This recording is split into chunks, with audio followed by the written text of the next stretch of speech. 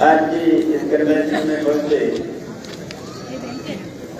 Trade union साथियों और किसान भाइयों, आज हम किसानों और ट्रेड यूनियन के वर्करों की समस्याओं को लेकर एक कन्वेंशन कर रहे हैं कि हमारे देश में किसानों की और ट्रेड यूनियन कामों की जो दिशा और उनकी जरूरतें पूरी नहीं होती इस देश के अंदर। इसलिए हम सिर जोड़कर बैठे हुए हैं कि हमारी समस्याओं को, हमारे ट्रेड को बचाने के लिए हमें कैसे सिर जोड़कर आगे बढ़ना चाहिए। ये हमारा मुख्य कार्य है। तो हमें सबसे पहले ये बात देखना होगा कि जिस देश के अंदर हम बैठे हुए हैं, रह रहे हैं, हमारे देश का खासा कैसा है और सरकार का खासा क्या है, उसकी पहचान करनी है। हम बोल रहे हैं कि हम लोकतंत्र है, हमारा देश बहुत बड़ा जमहूरियत वाला देश है। इसमें सरकार लोग चुनते हैं, लोगों की चुनी हुई सरकार लोगों के लिए काम करती है। ये अक्सर पंजाब में सुनने को मिलता है, लेकिन जब फील्ड के अंदर इसकी अमलदारी को देखते हैं तो सीधा ये दिखता है कि ये सरकार बेशक जमहूरियत के तरीके से, लोकतंत्र के तरीके से कहा जाता है कि लोगों ने बनाई है, लेकिन ये सरकार लोगों की कभी अब तक सरकार नहीं बनी। इसकी अमलदारी है कि लोगों के जेब से कारपोरेट जैसे डालना, उनके बस से बस ज्यादा से ज्यादा मुनाफे बढ़ाना और इस मजदूर समाज को और किसानों इसके किले में ज्यादा करके उसके मुनाफे थोड़ा पीछे हो जाओ। ये अमलदारी लगातार चल रही है।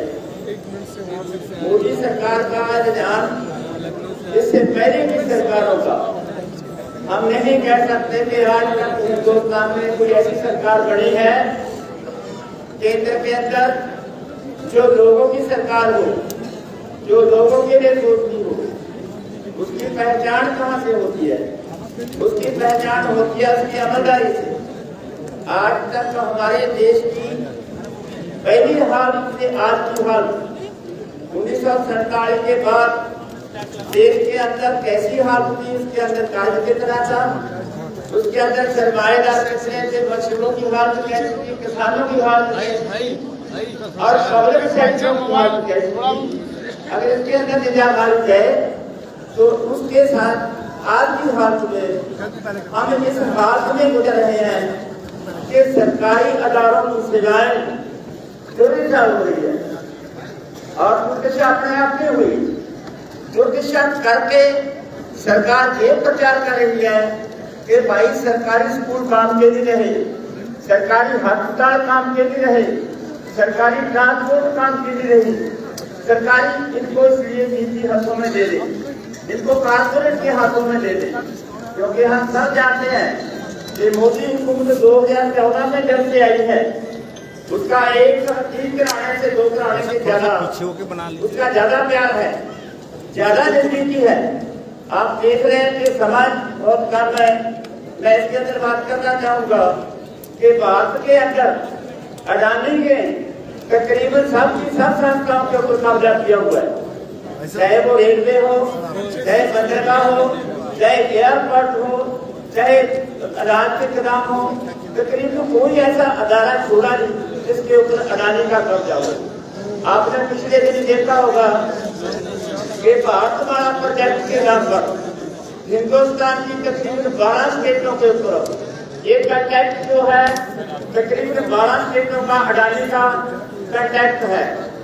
भारतमाला प्रोजेक्ट का जो सड़कों का प्लान है 75,000 किलोमीटर का ये प्रोजेक्ट है।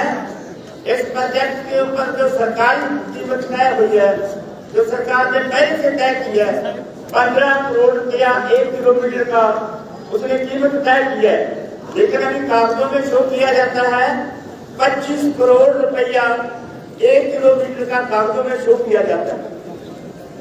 ऐसा दिख रहा है कि 7.5 लाख करोड़ का अडानी को सिर्फ भारतमाला प्रोजेक्ट में इतना बड़ा कपड़ा, इतनी बड़ी छूट उसको दी जा रही है। और किसानों मजदूरों को सिर्फ कर्जा कितना है? 12 लाख करोड़ का। अभी 16 हो गया होगा, बढ़ गया होगा, लेकिन पिछला आंकड़ा है कि किसानों मजदूरों के सिर्फ कर्जा जो है वो 12 लाख करोड़ का है। एक ही घोटाले के अंदर 7.5 लाख करोड़ के लिए उसको छूट दी जा रही है भारतमाला प्रोजेक्ट के अंदर। तो किसकी सरकार हुई भाई? कहा जा रहा है कि अगर खेती के अंदर पूंजी निवेश बाहर वाली कंपनियों नहीं की,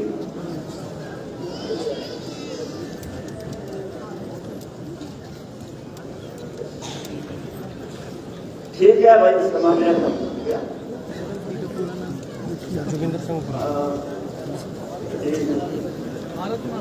तो भारतमाला प्रोजेक्ट जैसी योजनाएं ये जो जाली जमीनें लेकर उनको दी है, उसके अंदर इतना बड़े बड़े मुनाफे देने की बात, एक अदारे की बात की है। ऐसे तो जो अडानी है, अडानी के अंदर अडानी में कोई हर जगह पर अडानी सरकार की नीति लगाई हुई है। इसलिए हम ये सोच सकते हैं कि ये सरकार हमारी सरकार नहीं है। उसके बजाय ऊपर से किसानों के लिए क्या सोचती है, मजदूरों के लिए क्या सोच रही है?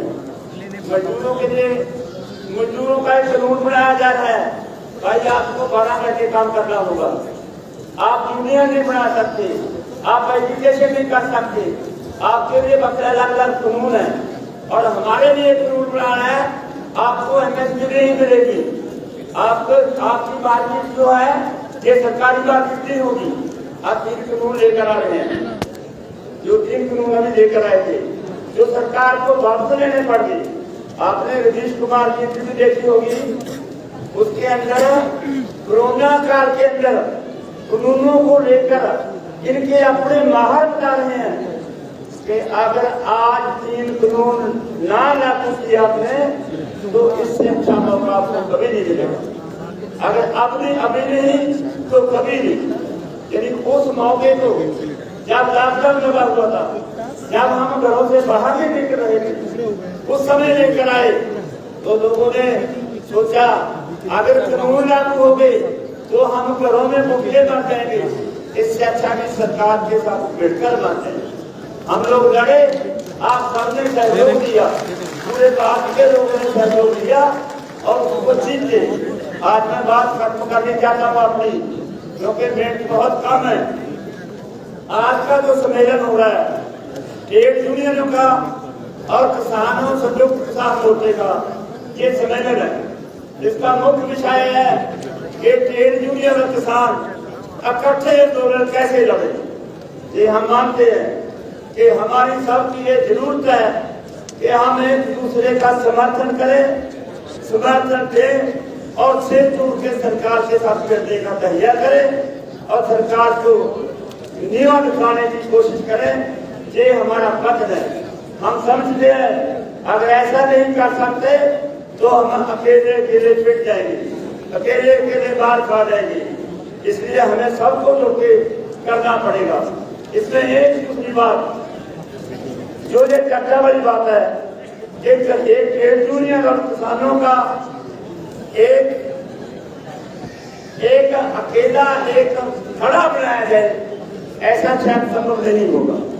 जैसे संयुक्त मोर्चा है, ये किसानों का एक खड़ा है, ऐसे ट्रेड यूनियन इकट्ठी होकर अपना खड़ा बनाए, दोनों तालमेल करके एक दूसरे की सपोर्ट करें और सरकार के साथ आवाज बुलंद करें। अभी मौका है, सरकार 2024 की मोड पार्लियामेंट के ऊपर कब्जा करने के लिए तत्पर है।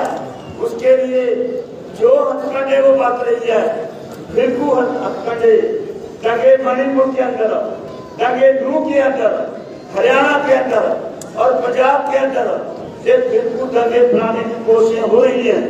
आप उससे सचेत रहें, उसको मुंह तोड़ना जवाब देने के लिए तैयार हैं।